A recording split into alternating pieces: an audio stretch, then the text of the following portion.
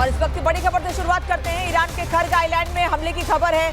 खर्ग island में कई धमाके हुए। ईरानी मीडिया का यह दावा है कि खर्ग आइलैंड में कई धमाके हुए हैं।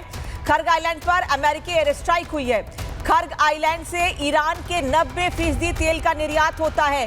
ट्रंप कई बार खर्ग पर हमले की धमकी पहले भी दे चुके थे और कल सुबह 5:30 बजे तक का अल्टीमेटम दिया गया था भारतीय समय के मुताबिक, लेकिन ये हमले अभी से शुरू हो गए हैं। खर्ग द्वीप, खर्ग आइलैंड से ईरान के 90% तेल का निर्यात होता है और ऐसे में वहां पर यह हमला किया गया। तस्वीर इस वक्त आपको दिखा रहे हैं खर्ग आइलैंड की, जहां पर यह हमला किया गया है। और इस हमले का दुनिया के तमाम देशों पर क्या असर पड़ेगा, क्योंकि अगर ईरान की अर्थव्यवस्था पर असर पड़ता है तो यहां से निर्यात होने वाले दूसरे देशों को तेल भेजा जाता है, उन पर कितना असर पड़ेगा, ये सबसे बड़ा सवाल है। और अमेरिका के इजराइल के इस हमले के बाद ईरान को तो नुकसान होना ही है, लेकिन साथ ही साथ दुनिया के दूसरे देशों को भी इससे नुकसान माना जा रहा है। कितना नुकसान होगा ये अभी कह पाना मुश्किल है, लेकिन खर्ग आइलैंड जितना जरूरी ईरान के लिए उतना ही जरूरी दुनिया के दूसरे देशों के लिए भी है। और ऐसे में खर्ग आइलैंड पर अमेरिका इजराइल के हमले की खबर के बाद अब हर कोई ये सोचने पर मजबूर हो गया है कि आखिर कच्चे तेल को कैसे अपने देश में लाया जाएगा। एशिया में भी सबसे ज्यादा कच्चा तेल खर्ग आइलैंड से ही आता है और ऐसे में खर्ग आइलैंड पर यह हमला अमेरिका और इजराइल की तरफ से ईरान की रीढ़ पर तो हमला है ही, लेकिन साथ ही साथ ये दुनिया के दूसरे देशों के लिए भी बड़ा झटका माना जा रहा है।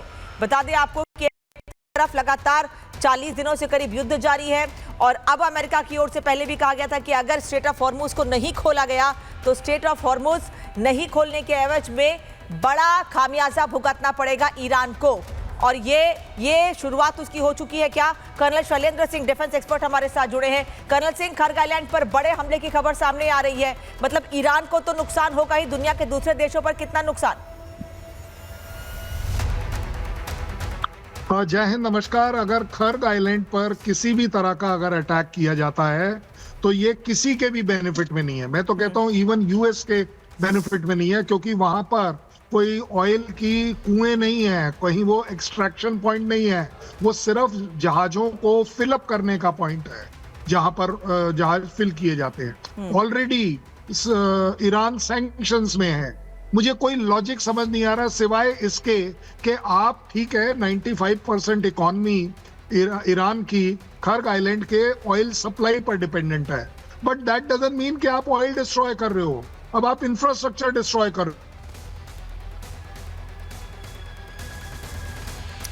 कर्नल सिंह की आवाज चलेगी, वापस उनसे हम बात करने की कोशिश करेंगे, लेकिन इंफ्रास्ट्रक्चर डिस्ट्रॉय करने के साथ साथ ये जो नुकसान है ये ईरान के साथ साथ दुनिया के दूसरे देशों को, एशिया को भी नुकसान भुगतना पड़ेगा इसका। बता दें आपको कि खर्ग आइलैंड पर अमेरिका के बड़े हमले की खबर सामने आ रही है, जहां बड़ा धमाका सुना गया है। ईरानी मीडिया की ओर से यह कहा गया है खर्ग ईरान के लिए कितना और क्यों हम बता दें आपको।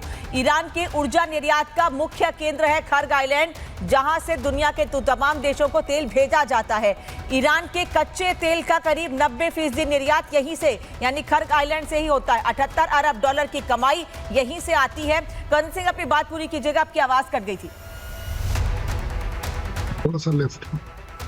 देखिए, मैं यही कह रहा हूं कि आप अगर इस समय खर्ग आइलैंड पर अटैक करते हैं तो आप प्रूव क्या करना चाह रहे हैं? आप क्या ईरान के इकोनॉमिक सेंटर, इकोनॉमिकली उसको तोड़ना चाह रहे हैं? मुझे नहीं लगता कि उससे कोई फायदा होने वाला है। आपकी लड़ाई अगर है, आप मिसाइल्स को तोड़िए, आप ड्रोन्स को तोड़िए, आप वो सारे काम करिए। खर्ग island has got only one importance. मैं मानता हूं कि वो ईरान के पैसे की लाइफलाइन है, बट अपने आप में इस इंफ्रास्ट्रक्चर को तोड़ने का मतलब है कि आप ईरान को कम से कम अगले 10 साल कहीं पर कोई ऑयल सप्लाई नहीं करने दोगे। बड़ा सी। अब उसके बदले में क्या होगा?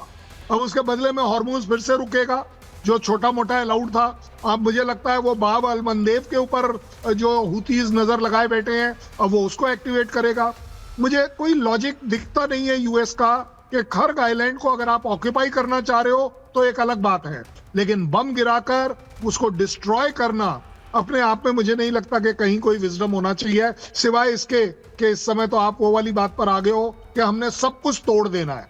लेट अस सी आप कितना तोड़ दोगे। मुझे नहीं लगता कि ईरान की आवाम टूटेगी, मुझे नहीं लगता कि आवाम की जो स्पिरिट है वो टूटेगी, मुझे नहीं लगता कि ईरान सिर्फ खर्ग आइलैंड के ऊपर 4 बम गिरा देने से घुटनों पर आ जाएगा, इकोनॉमिकली सफर करेगा, वो ऑलरेडी कर रहा है, बट घुटनों पर खर्ग आइलैंड की वजह से नहीं आएगा। कर्नल सिंह, एक तरफ तो खर्ग आइलैंड पर अटैक की खबर सामने आ रही है, वहीं इजराइल का ये कहना है, आपने इंफ्रास्ट्रक्चर को नुकसान की बात कही है, तो इजराइल ये कह रहा है कि धमकी दी गई है कि 12 घंटे तक अगले ट्रेन की पटरियों से या ट्रेन से भी दूर रहे नागरिक ईरान के, क्योंकि वहां पर भी अटैक होगा। तो अगर आप इंफ्रास्ट्रक्चर को नुकसान पहुंचा रहे हैं, ईरान को तो नुकसान पहुंचा ही रहे हैं, लेकिन दुनिया के तमाम देशों में भी तो डर इस बात का है ना कि अब आगे क्या होगा, उनकी इकोनॉमी कैसे चलेगी, का क्या होगा। हाँ देखिए, डर तो होगा ही होगा। हाँ। उसमें तो ऑलरेडी क्या डर कम है, हॉर्मूज में डर कम है। जिस तरीके से आप सिर्फ ऑयल पकड़कर बैठे हुए हैं 20%, जो बाकी ट्रेड है, जो बाकी ट्रेड थ्रेटन हो रहा है, गैस जो थ्रेटन हो रही है, वो कम प्रॉब्लमेटिक है। और मैं तो कहता हूं कि चलिए, अगर आप इस समय ट्रेन से रिलेटेड वार्निंग दे रहे हैं, भाई ट्रेन अपने आप में ऐसी कौन सी टैक्टिकल मिलिट्री स्ट्रेटेजिक टारगेट है? मुझे लगता है वो टारगेटिंग की जो बात है, दैट मींस ब्रिजेस। सो अगर वो ट्रेन उन ब्रिजेस पर जाने वाले हैं और आप उन्हें डिस्ट्रॉय कर रहे हैं, मुझे नहीं समझ आता कि वेल इजराइल आप अचीव क्या कर रहे हैं।